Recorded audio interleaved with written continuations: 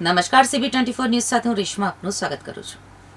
ચૂંટણી પરિણામના લગભગ 1 મહિના બાદ જેની કાગડોળે રાહ જોવાતી હતી તે વડોદરા રાજકોટમાં મેયર સહિતના મનપાના પદાધિકારીઓની વરણી કરવામાં આવી. મૂળ સુરતી મહિલા અને સૌરાષ્ટ્રવાસી મહિલા કોર્પોરેટર વચ્ચે કેન્દ્રિત થઈ ગઈ છે. પક્ષના મોવડી મંડળ માટે આ બંને પક્ષો વચ્ચે સંતુલન જાળવવું એ જ એક મોટો પડકાર છે, કારણ કે સુરતના વિકાસ અને રાજકારણમાં બંને સમુદાયોનો સિંહ ફાળો રહ્યો છે. મેયર પદ માટે આ વખતે મેયર પદ સામાન્ય મહિલા માટે અનામત હોવાથી અનેક નામો ચર્ચામાં છે. ખાસ કરીને વરાછા અને કતારગામ જેવા પાટીદાર બહુલ વિસ્તારોમાં ભાજપના શાનદાર પ્રદર્શનને જોતા પાટીદાર મહિલાને મેયર બનાવવાની પ્રબળ શક્યતા સેવાઈ રહી છે. જોકે દક્ષિણ ગુજરાતના સ્થાનિક સુરતી અને પરપ્રાંતીય મતોને સાચવવા ભાજપ હાઈકમાન્ડ માટે આ નિર્ણય લોઢાના ચણા ચાવવા જેવો સાબિત થશે. આજે રાજકોટને 23માં મેયર, 35માં ડેપ્યુટી મેયર અને 35માં સ્ટેન્ડિંગ ચેરમેન મળ્યા છે. રાજકોટ મનપાના ઇતિહાસમાં પદાધિકારીઓની નિમણૂક માટે આટલું વિલંબ ક્યારેય નથી થયો. આ પ્રથમ વખત બનેલી ઘટનામાં રોજબરોજ મેયર સહિતના પદ માટે નવા નામો ચર્ચાતા રહ્યા હતા અને છેલ્લી ઘડી સુધી ચૂંટાયેલા સભ્યો દ્વારા એડી ચોટીનું જોર લગાવી લોબિંગ કરવામાં આવ્યું હતું અને તેમાં ફરી ચીમનભાઈ શુક્લાના પુત્ર નિહળ શુક્લાને બાજી મારી છે.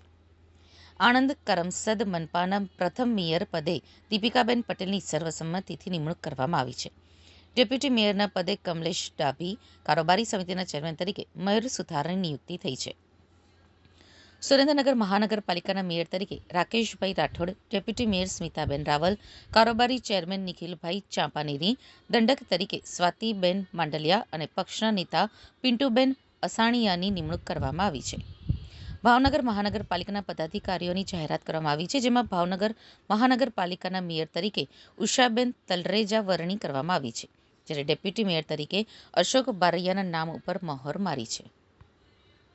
આપણા વડાપ્રધાન શ્રી નરેન્દ્રભાઈ મોદી, ભૂપેન્દ્રભાઈ પટેલ તેમજ આપણા સંસદ હેમંતભાઈ જોશી અને આપણા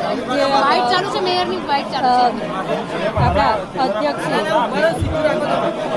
પ્રદેશ અધ્યક્ષ જગદીશભાઈ વિશ્વકર્મા અને શહેર અધ્યક્ષ અજય કાકા સોની અને અમારા ધારાસભ્યશ્રીઓ, દંડકશ્રીઓ બાલકૃષ્ણ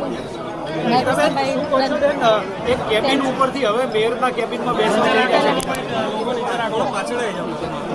હું સૌનો ખૂબ ખૂબ આભાર માનું છું કે જે મને આ જવાબદારી સોંપવામાં આવી છે. બાઇક ચાલે છે, જોઈ લો મેયર.